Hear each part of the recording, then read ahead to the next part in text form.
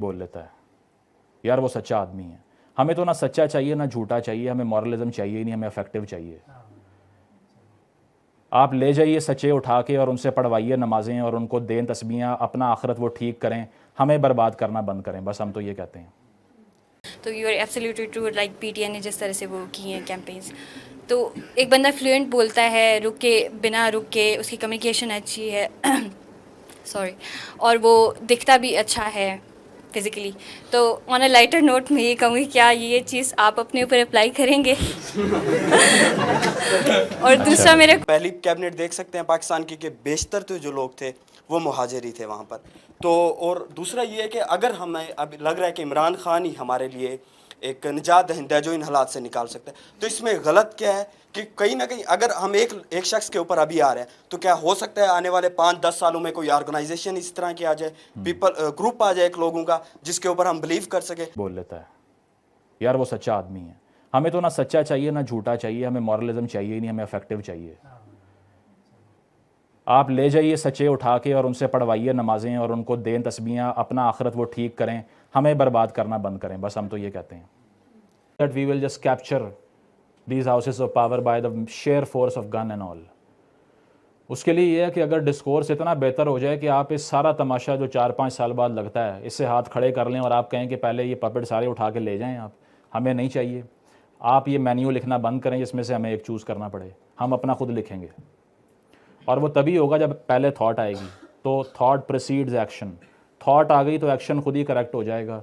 और जब तक हमारी जो एपिस्टेमोलॉजी और नॉलेज लेने का जो यार्ड स्टिक है वो प्रिंट फॉर्मेट नहीं होता, हम कभी भी नहीं सीख सकते, क्योंकि टीवी के तहत या सोशल मीडिया से कुछ भी सीखा नहीं जा सकता।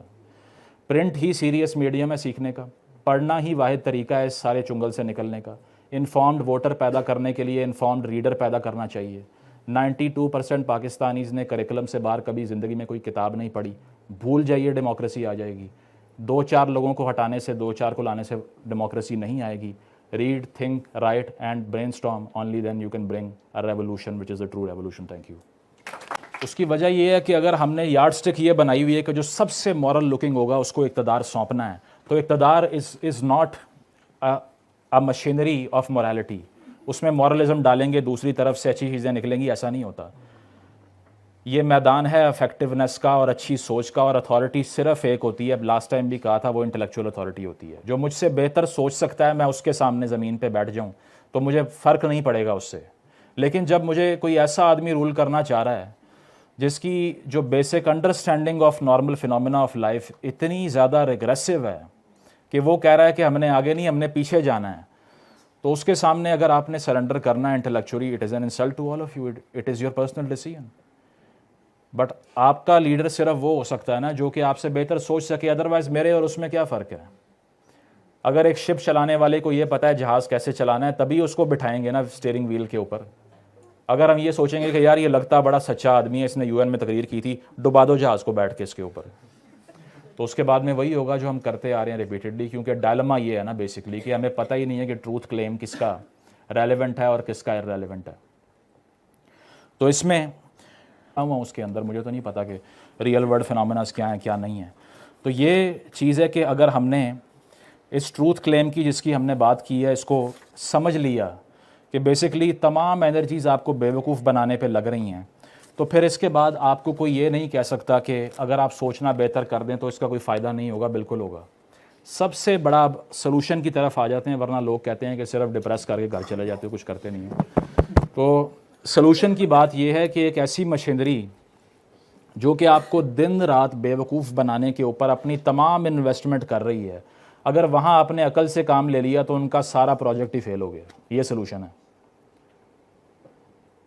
उसकी वजह यह है कि अगर मुझे पीएसएल दिखाने के लिए, ग्राउंड सुखाने के लिए हेलीकॉप्टर आ जाता है, ठीक है, लेकिन यहाँ पे लोगों के बच्चे रिक्शों में जो है ना मर रहे होते हैं और आगे सड़क बंद है और 4 बंदे बैठे हुए हैं जो कह रहे हैं कि सर काट दो और ये कर दो, कोई पूछने वाला उनको नहीं है। इसका मतलब है वो चाहते ही हैं कि आप डिस्ट्रैक्टेड रहें, और क्या है।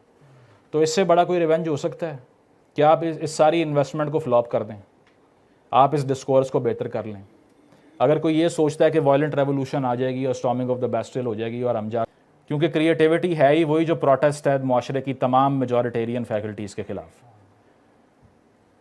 वो वैन गॉग को आपने एक ऐसी जेल में डाल दिया सैनिटोरियम के अंदर, वो खिड़की से बाहर देख रहा था, उसने इमेजिन करके मिल्की वे बना दिया। लोगों ने कहा यार ये कैसे हुआ, ये तो पागल है।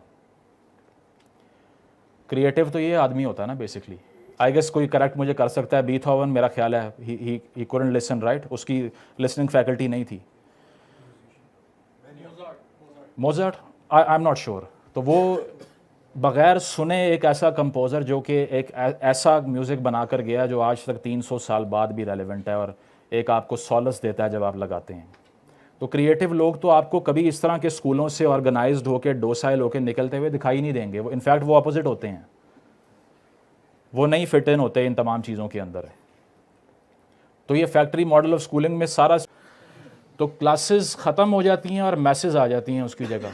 आप इस सारी तहरीक में क्लासेस को देख लीजिए किधर हैं। इसमें क्या ऐसी कॉमनैलिटी है कि गरीब तरीन इंसान भी और प्रिविलेज तरीन इंसान भी एक ही मुतालिबा कर रहा है। वो कहती है उसकी वजह यह है कि अगर हकीकी नेशन स्टेट बन जाए तो क्लास भी ख़त्म हो जाती है, मैथ्स भी ख़त्म हो जाती है, एलीट भी ख़त्म, मैथ्स भी ख़त्म, क्योंकि जत्थे तो वो रियासत बनने देती ही नहीं है और एलीट भी वो नहीं छोड़ती। इसीलिए ये टेम्पररी अलायंस जो है ना, ये इस बेसिस पे है कि दोनों के मफादात थोड़े अरसे के लिए एक हो गए हैं।